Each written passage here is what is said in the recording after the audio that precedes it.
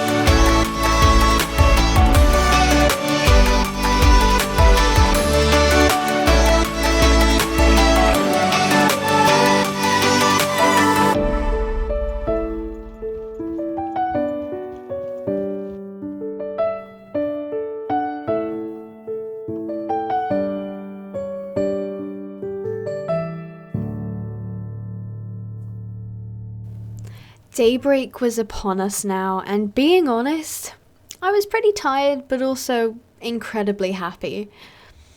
Have you ever stayed up all night and then watched the sunrise? It's a little bit surreal. You feel your mind just suddenly waking up and you get this feel of warm air, but then you're still knowing that you probably should have slept. It's rather nice, to be fair. Our position in relation to everyone else at this point wasn't great. There was only 1 or 2 teams behind us, and a little bit later on, one team actually passes us. But me and Queasy were not at all stressed about being in last place. We really weren't here to win. We were just here to have fun and have an experience.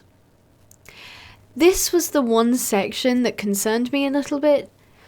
As you can see, the river runs into a small waterfall.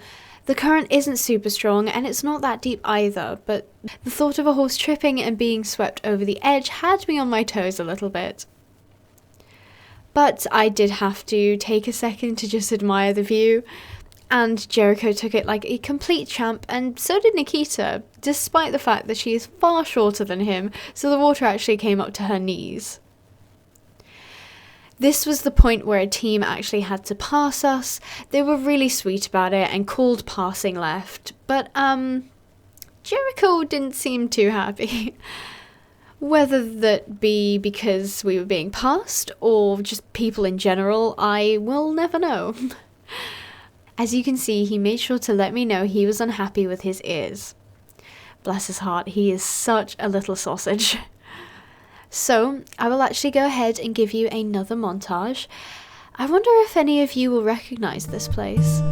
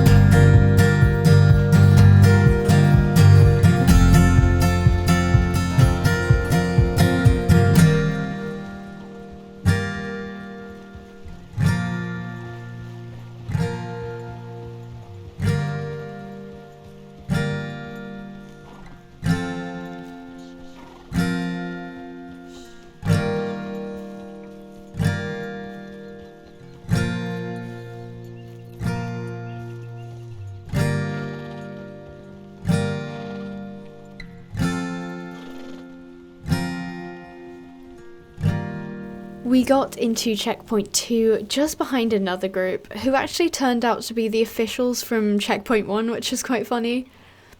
This checkpoint was so incredibly pretty, and it was such a nice day. The horses were pretty tired, but they were clearly really enjoying themselves and were properly looking forward to a rest and a good old snack.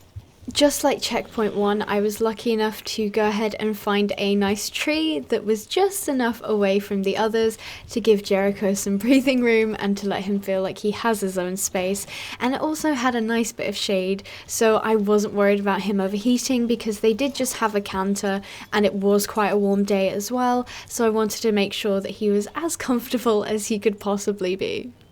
At this point, I was fully expecting the next checkpoint ride to be particularly bad or hard because Jericho had just been so well behaved and so well mannered throughout the rest of it that I thought it must run out at some point. But I suppose we'll see that in the next episode. So I hope you guys enjoyed. Stay positive, and I will see you in the next video. Bye bye!